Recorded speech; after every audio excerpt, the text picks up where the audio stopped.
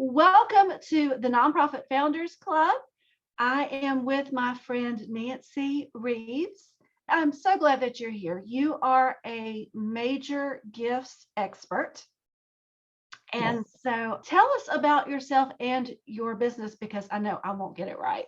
Well, I can, and I'll try to make it fairly short. There's always that long version and the short version, right? Right. The short version first is I'm a fundraising coach. I provide overwhelmed leaders with a roadmap to raise more money through major gives.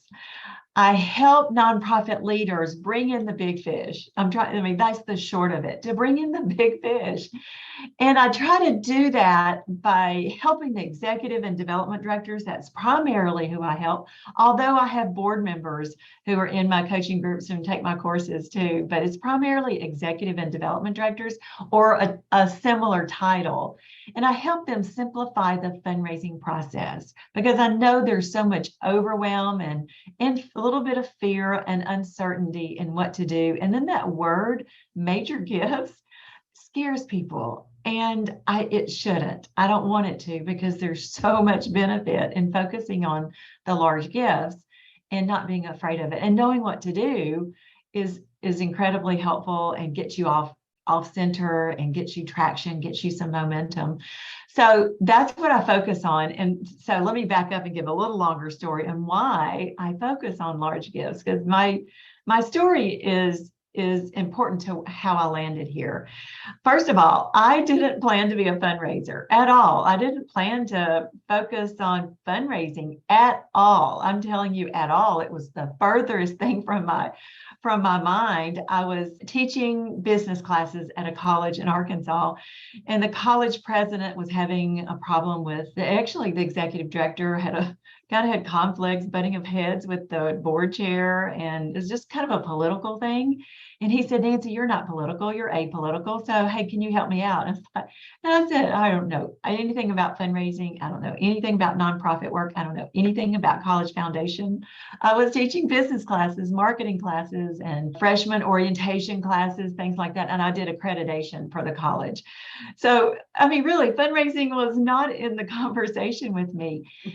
He asked me 3 times. He came back a little bit later, a couple of months later, and asked me if I'd thought about it. And I said, "No, I have not thought about it, because it's not something I'm interested in. I'm not good at. I don't know anything about it." Then he came back a 3rd time and said, "I need you. I've got this issue, and you would be great. And I'll help you. I'll send you to training." And I could tell he was like in a pickle. He just needed help. And I said, "Okay, if you'll send me to training." And then here's the funny thing, Alesha, is I said, "I don't like asking people for money. So I'll do everything. I'll learn everything if you'll do the asking." And he said, "Okay, I'll do that." Well, that didn't last long. Once I got into training and going to conferences, and we didn't have the Zoom like we do today, and I learned what fundraising was really about. And it was about my being the conduit between those who have the means to give and those in need, the communities or people or animals. It's whatever's in need, who or what in need. And then those who have the means to give and the heart for giving. I was just that middle person. So when I learned that, everything changed for me in how I thought about fundraising and how I approached my job. It wasn't like, "Nope, not going to do that. I'll leave it up to somebody else." And so that's one huge part of my story, because I really did not like asking for money. No, nothing. I wanted nothing to do with it. And then the second big part of why I landed on major gifts is I was working on my doctorate dissertation. I was in the doctorate program. I had not selected my dissertation work. So I was a year into this new position, and I thought, well, if I'm going to do this, it should do something about fundraising. So my doctorate dissertation was analyzing fundraising activities and comparing them and seeing what organizations were bringing in money. And what I'm getting ready to say is those who focused on large gifts and planned gifts. Large gifts lead to planned gifts. It's such an easy transition and a very easy thing to do. That's not a scary part either. And I just saw it. It was on paper. It was like I would tear open. We didn't have online surveys. This was 15 years ago, something like that. Yeah.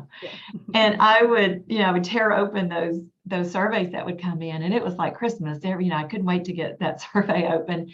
It was just so clear of those who would focus on large gifts and not focus on small revenue generating activities, just selling tickets and doing events, but really capitalizing on the relationships. The money was significantly bigger. So when I started at a position, this is my third point. See, this is my long story, is when I started at my position, someone asked me to come in and start the foundation of almost 100-year-old organization. They didn't have a fundraising centralized, and they wanted a separate 501c3, a foundation board. And so just like a college foundation, college foundation. So when I was brought in to start that, I knew what I wanted to do. I wanted to focus on large gifts. All relationships, large gifts. Now, doesn't mean small gifts and other people aren't important and aren't loved and aren't cherished, but I really focused my attention on the large gifts. And when I did that, we raised over $16 million in less than 10 years. And that was starting with, I didn't have staff. I mean, we filed the paperwork and had nothing. I mean, we had no board, we had no bylaws, we had no policies in place. And so that was raising $16 million starting from nothing. And when I left, I had 12 people under me, marketing, and I had 2 other fundraisers, focused on philanthropy. They were called Director of Philanthropy. So I built it from the ground up and really focused on large gifts. And that's why I focus on the large gifts. And I really believe it's not a hard process. If you just if you can grasp it and understand what it's about, then it's not hard. It's not scary. And I'm the living, breathing proof that it's really not scary, because I did it and it was a lot of fun. So, yeah. So, yeah, there's 2 things that you said that really resonate with me. First of all, that whole, the fundraiser is actually the connectional person between those that want to do good and those that are actually doing good on the front lines. And so, and I think every fundraiser has to come to that point in their thinking, that it's like, this is not begging, this is not any of that. This is me being a connectional piece of the puzzle. Yeah. And you're exactly right. So that's awesome. And then you had another point, about major gifts being such a huge part of fundraising. And it is. And when you include it into a very diverse fundraising plan, you can raise a whole lot more money than you ever thought possible. Right.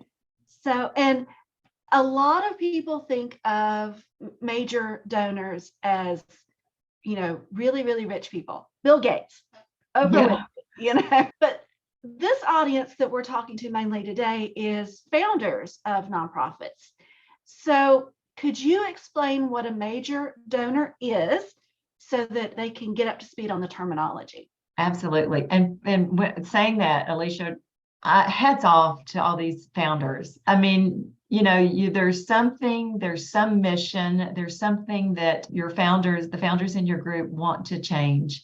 The reason there's a nonprofit is because there's either a problem or a need that needs to be addressed. So that's what your group is doing, whatever it is, that problem or need that's being addressed. So hats off to the founders in your group for doing this. I love that you're focused on this and helping this group.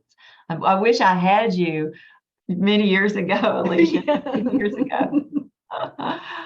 So your question is, what is a major gift? Well, major gifts, the short answer, I love the short answers. Major gifts are the largest gifts an organization receives. That's the simplest form of what a major gift is. It's the largest gifts your organization receives. Now let's break that down. First of all, every organization is different. It's not the same for everyone. The one organization, it might be $1,000. Someone else, it may be $10,000 is considered the threshold for a major gift. The way I look at it is in a quick formula. This is the easiest and the quickest, and don't get caught up in the exact science. And this is an internal purpose, is why you want to know what is a major gift at your organization, is so that you know where to focus your time, a big portion of your time. Because like you said, you have diverse fundraising, you've got pools, you've got pipelines, and those are important, but you definitely want to dedicate a good portion of your time to large gifts. So the way I look at it, and let's use simple math here. Let's say an organization has 100 donors in your database. So if you take those 100 donors, typically the top 10% of those donors, of your donors in your database, are your top giving donors. Those are your large gifts. And usually there's a break. So it might be the top 8%, it might be the top 12%, maybe 15%. It could be that 80-20 Pareto principle rule where it's the top 20%. But it's usually, studies show it's somewhere around 10%, give or take. So if you took your top 10 donors and you looked at that 10%, there's probably a natural break. So you might have a lot of $25, $50, $100 gifts. And then you kind of creep up to a $500 gift. And then you have quite a few $1,000 gifts, and then a $5,000, maybe one $10,000 gift. Let's say you're brand new organization, it might look like that. So I would say your threshold on that example of an organization is $1,000. That's your threshold, is what you consider a major gift. So that means that's really where you're going to focus, those who have the means to give at that level or more. So a major gift is the largest gifts come into your organization, typically the top 10% in your database. Does that make sense? It does. Now, are you looking at the average that No. a donor gives? You're looking at just the gifts. Yes. And I would take it over at least a 1-year period, ideally a 3-year period. That's a great question, Alesha, is I would look over a 3-year period, because you'll get some outliers, although I don't really like the outliers. I like them to come in and never leave. You don't want to ever lose a donor. So right. When they come in, you want them to stay and keep giving, not just a one-off. So the important takeaway really here is that you get to define what that looks like for your organization. Yeah. And the example I gave, those $500 gifts, they're not important. I mean, they're all important, but they're kind of that transitional. You still look at those because they're probably testing the water. I always think everyone's testing the water. Those $25 gifts, you're a person who can give largely is probably not going to make their first gift their largest gift. It's not likely. A lot of times people just really want to test the waters to see how you treat them, to see what you do with your money, to make sure you do what you say you're going to do with the money. So they're testing the waters to see if you're really making an impact in how you treat them. Is there gratitude there? Or is the relationships strengthened over time? Things like that. So that's why all gifts are important. But you only have so much time in a day. So I always want my donors, my students and my members in my groups to focus on those large gifts and be moving the needle on those all the time. Right. So I think we kind of already talked about this, but let's just clarify the criteria that you would suggest founders to use to identify who their major donors are. Actually, I have a 3-point test on identifying. That's a great, yeah. No, I'm glad you came back to that. I have a 3-point test to identify a large gift donor.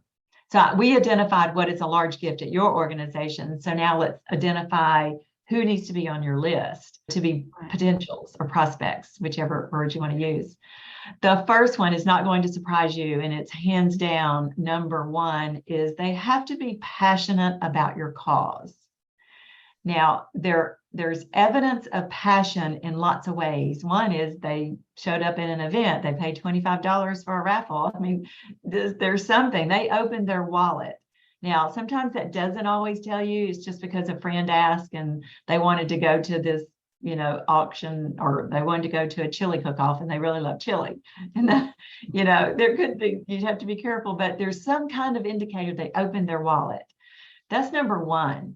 And we can come back to passion and dig deeper on that. But think about that, just passion. There's something.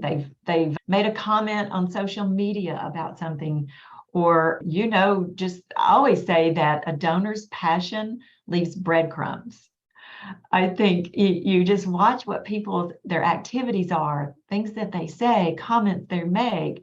If they're asking questions about something, that means they're curious more about your beneficiaries or what you do or how you do it. So listening is really important. So Passion is one. Number two is they must have the means to give. And that's great that you asked that first question is, what is a major gift? So now in our example, we established it as $1,000 is considered the threshold for a major gift. So you have to have some indication that they can give at that level. They've given to other organizations like yours, or that's the biggest. A little bit of lifestyle. I'm careful about that because some people, their lifestyle doesn't match the depth. They may be leveraged. And I think we talked about this before. A person may be in debt and leveraged and they're living a lavish lifestyle and they really don't have the means. But just watch for indicators of the means to give without going too deep there. And the last one is a person must be philanthropic. And that almost seems like a no-brainer that, of course, people must be philanthropic, but not everyone is philanthropic. So really keep your antenna up about people who are philanthropic. Just because someone is wealthy does not mean they are philanthropic.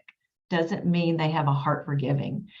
And I know that seems odd in our world because if we're in nonprofit work, we want to change the world. We want to change our community. We want to beat cancer. We want to do, there's things, we want to change the world. There's just no doubt. I want to change our community. And we think everyone has a heart for giving. It is not true. And I found out the hard way in several instances. So that's really important to watch for people's heart for giving and their indicators for that as well. Right. So in case someone isn't familiar with the term philanthropic, how would you define that? How would you explain that? I think the definition, I remember looking it up before, it has to do with humankind, is wanting to help humankind. I always say it's just a heart for giving. Yeah. You want to change the world, or you want to beat, you want to beat something. That's why there's either a need or a problem to address that changes someone's life, or it changes a community, or changes, animals are in that mix. But it's the love of mankind, I think, is actually the definition of philanthropy, is the love of mankind or humankind. That probably sums it up. Yeah. So they're just willing to give. Yeah. Yeah. Yeah. Yeah. There's a lot of people that aren't.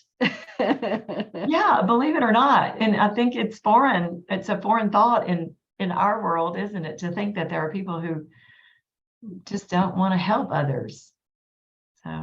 Or it's just not a priority. I think for a lot of people, that's just how it is. It's not a priority. It's not a priority in their budgets. It's not a priority in their life. I believe that when you start getting older, it starts becoming more of a priority because it becomes, how am I going to leave this world? When I'm gone, how am I going to make sure it was better? Yeah. And I think what we do in nonprofit work is certainly attractive. Yes. And, several thoughts on that is I think as people do get older, they start to realize what's important in life. I think, and it's just, I guess, just part of maturing is, right out of college, we've got to find our footing on who we are and what we want to do with our life. And so we're building a legacy, we're building our talents, or trying to figure it out and build, a family, and everything's focused, and it should be focused on raising our family, making sure we have funds to send them to college, and make ends meet. And so it's certainly understandable. You want people that should be their focus. But there's a point in kind of the 55-year-old and older is when I think people think, I have all that I need. More things are not going to make me happy. If I could buy an island, would that make me happy? The happiness test that we hear about. And I was reading, someone mentioned it again this weekend. It was the happiness test. Well, would that new car make you happy in 3 months, in 6 months, in a year? I just want a car that runs, right? Right. So it's the happiness test. And people, I think, start to realize that as they get older. And then the legacy part, they want to leave the world in a better place. And they don't necessarily want to start a nonprofit. There's a lot of work, as your audience knows. There's a lot of work. They're thrilled that you someone else started a nonprofit to address this need. Let me contribute to that. Let me help them. So it is a great thing. And those members of your community who have started a nonprofit,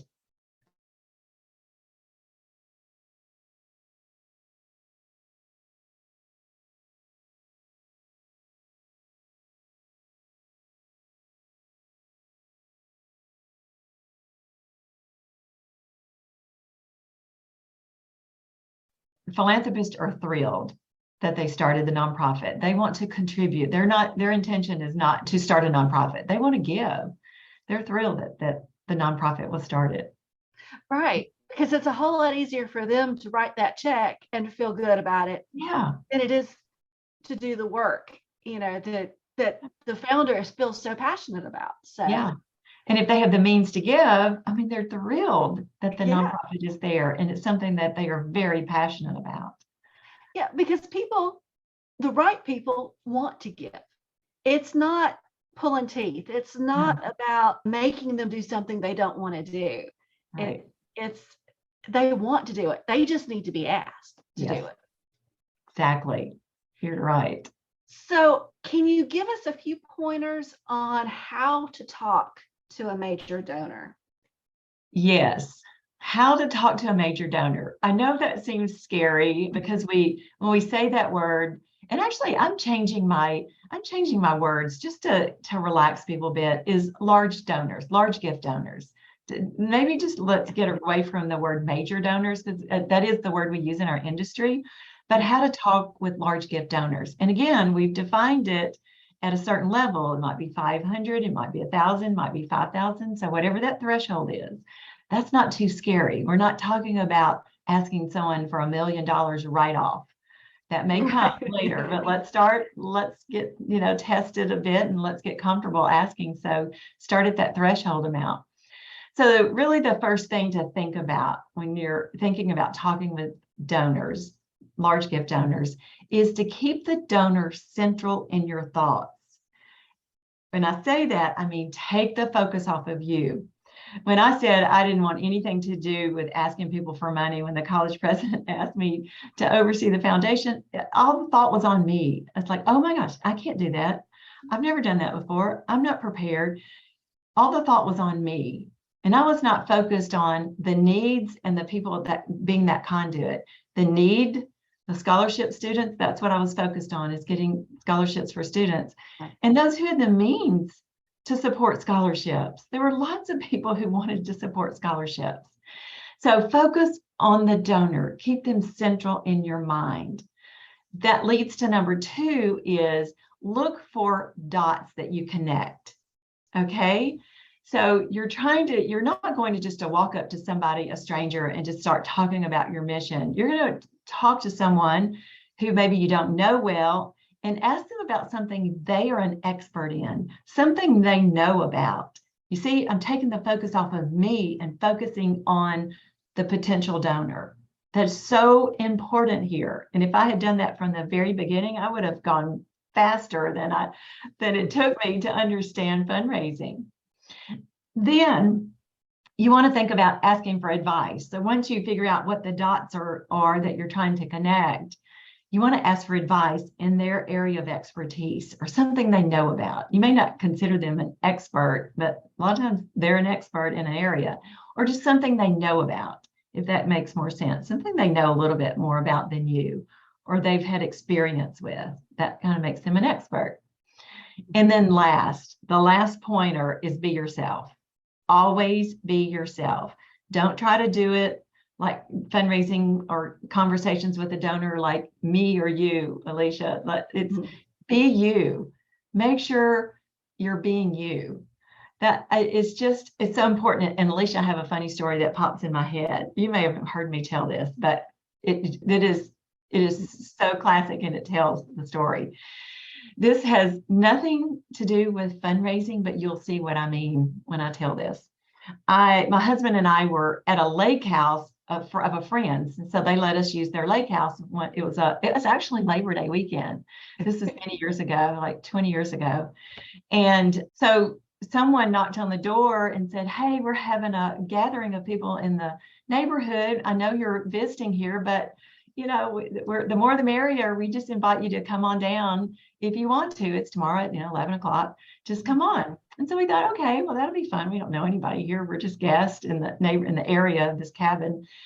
So we went and we were talking to different people and chatting kind of in a circle of probably 8 or 10 or 12 people. And so I introduced myself, and then this gentleman people were kind of talking to, and I said my name, and he said, "Well, I'm John Grisham." And I said, "Well, that's an easy name to remember, the writer, the famous writer from Mississippi." And I just laughed and I said, "That's an easy name to remember." He was an older gentleman, and just so kind. And so I ended up talking with him just by himself and chatting about his family and where, just where he was from. I didn't know him, he didn't know me. So I got back to the cabin, and my husband said, "Oh my gosh, you got to know Mr. Grisham. How was that conversation?" I said, "He is so nice." It was enjoyable to talk with him. And I said, "Who all did you visit with?" or something like that. And he said, "You do know who he was, don't you?" And I said, "Well, no." He said, "That's John Grisham, the writer's dad." And I said, "Oh my gosh, I did not know that." And he said, "Yes." And then the next day, Alesha, I went to this local coffee shop, and he and his wife were in there, and I walk in the door and he's waving his hand, calling my name like we're best friends, tells me to come over. And of course I know him then. And I feel like a different person because now I know who he is. And I'm just like, and, probably not like I was the day before. The point of this, what the point of this is, I was myself. I didn't know who he was. And I was relaxed, and I was just chatty and just having small talk with people who were in the neighborhood that invited us over. So I say that to a point is, if you are introduced to a large gift donor, a major donor, don't freak out and not be yourself. Just be who you are and get to know you. And you want to feel that best friends like he was with me. The thing is, the funny thing is, probably all the other people there knew who he was, and I didn't. And they shied away from him, or they couldn't be themselves, or all they wanted to do is ask about their one son, the son. And I was taught there was a daughter and there were other family members. I just wasn't focused on that one son of his. And I was chatting with him about other things. That's the point. It's really key to be yourself as a fundraiser and connect with people and connect with them on a personal level. And don't feel like that you're always after their money. You're interested in them as a person and not their pocketbook. And that needs to come through. And people can sniff out a phony or someone who's not being themselves or is not relaxed, but is being guarded. I want people to be professional, but be yourself, and learn and think about that when you're meeting people and talking with people. Just be you. Right. You're the only person can have that genuine conversation. Yeah, I knew someone in the fundraising world who was an agenda for them. Yeah. Every handshake, there was an agenda, and people smelt it. They knew, and they ran. It was like, we don't want anything to do with whatever agenda they're trying to push, because you feel like you've got a target on your back. Yes. But whenever you can genuinely like people and just come at it from, I'm just interested in you, right, and who you are. I don't really want anything from you. I want to get to know you. Right. That's great. That makes a conversation a whole lot more open. Yeah, and it makes you, the fundraiser, relax. Like, I'm not here to ask him for money, just get in your mind. I'm just here to get to know Mr. and Miss Jones. I just want to get to know them. I'm not here to ask them for money. I might ask them for advice or their thoughts on something, but it's not about the money. I know that seems wrong. It's counterintuitive. Because you're a fundraiser, you're trying to, you have to have money to survive, the organization to survive. But it's counterintuitive. You've got to be yourself and get to know people as human beings. And that goes for foundation representative and corporate representatives. They're human beings. They're Right. human beings, and you really approach fundraising with all groups just like that, as human beings, and not as I'm coming after to submit a grant or submit something. I first want to get to know you and how are you, that kind of feel. Right. And when you do that, you're building a relationship. And there will come a point in time in the relationship or not. I mean, depends Yeah. on the relationship, but there will come a point where it will be easy to ask. It That's will right. be just fluid. I mean, you won't think twice about it because you've built that rapport. You've gone 100 times and not asked, but this is something that is right up their alley. They are going to love it. You'll actually be excited to tell them about it because Right. it's like, I know you're going to love this, That's exactly right.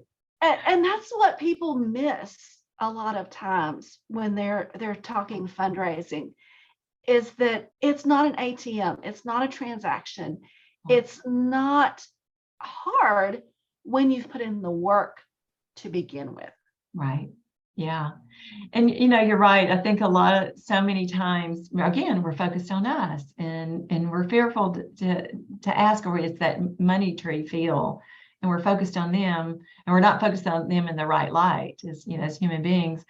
But a lot of times we are building the relationship, and we do forget it is time to ask. We are a nonprofit, and they're expecting you to ask them. If you've been cultivating them and having conversations, and it's been 6 months, a year, or I'd say a year. I always say that's a good number, especially a large gift. I mean, there's no good formula for that time frame. It's the quality of that relationship. And there's the art of fundraising is you do have to, listen to your gut, or be intuitive on that. But a lot of times as fundraisers, especially if we're new, is we aim and we aim and we cultivate and we cultivate and cultivate, and we don't ever ask. And they know what you do for a living. That's where they know you're head of a nonprofit or you're a fundraiser, and they know you need money. And really, you're hurting yourself by not asking, because they think, well, they're not really a good fundraiser. They're not asking me. They've been talking with me for a year and they know what I'm passionate about, and they're not asking. So you're not doing yourself a favor by not asking. They expect you to. They're philanthropists. They're givers. They have a heart for service, and they want to be asked. Right. Yeah. Yeah, absolutely. And you miss the mark if you aren't in that mindset that it's okay to ask. Yeah. It's not begging. It is so not begging. I actually had a boss one time who I think he meant it jokingly, that he was the head of begging, but I always cringed inside because it was like, but that's what they expect. It doesn't help us No.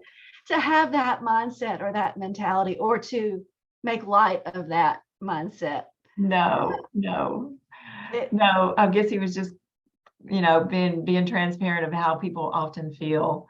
I had a board member who teasingly, when I walked up to him, and there were a couple other people standing with him, and I said, "Hello," and he said, "Hi, Nancy," and he grabbed his back pocket, like, "I'm going to hang on to my back pocket. I know what you're after." And of course, I, laughed and poked at him. I said, ha ha, But, he didn't do it again.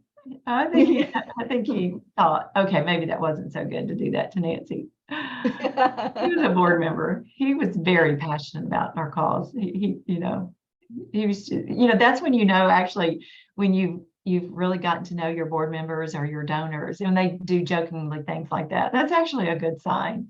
Yeah. Yeah, they relax with you. Yeah. Yeah. So, as we wrap this up, where can we find out more about you and what you have to offer?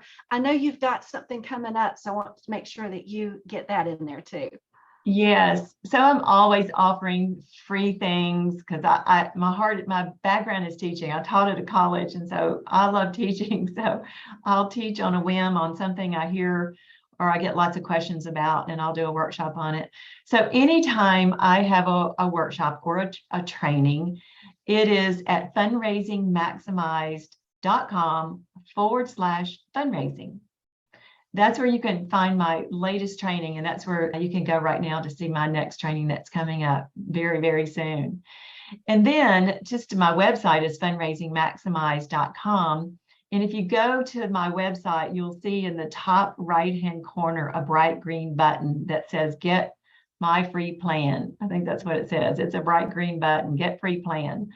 And that is a fundraising plan template that I always love to share with people. It's the system that I teach, and it's a good framework to start with. If you don't have a fundraising plan, or if you have one, take a look what I have developed as a template, because you'll find maybe some holes in yours, and you can use mine to get those juices flowing, or you can just use the system I have. So be sure and go to fundraisingmaximized.com and look for the bright green button in the top right-hand corner and get your free plan, get your free fundraising plan.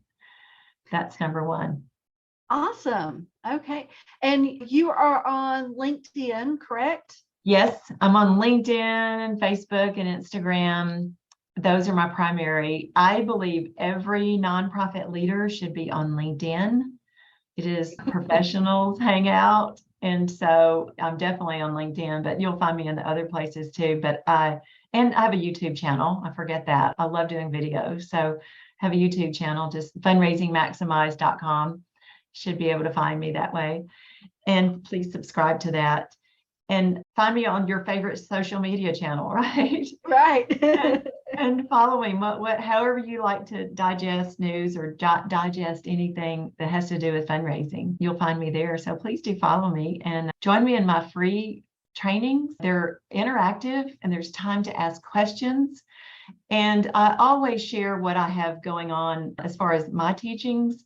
And really core to what I do, Alesha, is, and I know you know this, is I have a course. It is an 8-week course. It's 8 modules. And you can either go through it with me walking along beside you with group coaching for 8 weeks, or you can go on your own. So I give it those 2 options on that 8-week course, and it is from A to Z, how to raise money through large gifts. I take you from first how to create your message, how to create a prospect list, how to cultivate your donors, how to ask them for money, and then how to steward them. That's in a nutshell, that's the process. So I handhold, I teach you step by step how to do that. And that's through that course. And then I do group coaching. I hop on a call to make sure you're right for group coaching. And then I have group coaching calls that I do weekly. Some are weekly and some are every other week, depends on which one you decide to do.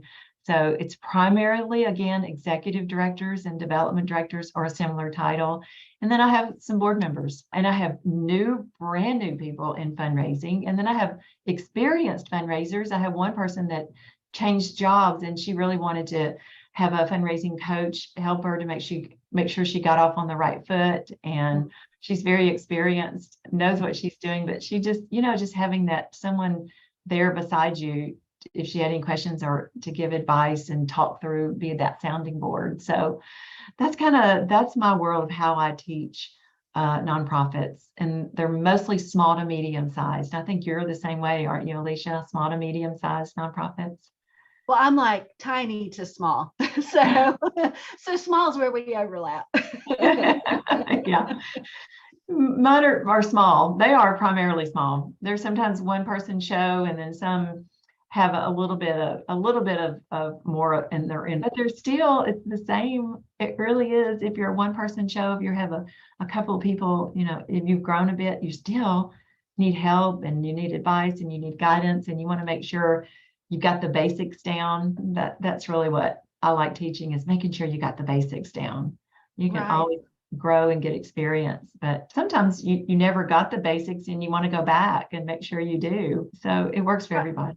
Yeah, and making sure that you're focusing on the right things, because if you're not spending at least a little bit of time with your major or your large gift donors, then you won't get as much money as you could, or you'll get as much, but you're going to be doing so much more work than Yes. you need to. So it's good to find that mix and that time allocation, because founders are so overwhelmed. They're doing everything, Oh, yeah. everything. Yeah. And you really good point there, Alesha, at the end here is why focus on large gifts? Large gifts can carry your organization. And there's numerous studies that show the impact of large gift fundraisers can have on an organization. It really is that 80-20-90-10 rule that that top group carries the bulk of the funding for an organization that's healthy. Now, there's always anomalies. There's always, you may think, oh, I know this organization that all they do is annual gifts. All they do is annual gifts. That's great, but I'll tell you, I think they're leaving money on the table if that's the case. There's more money there.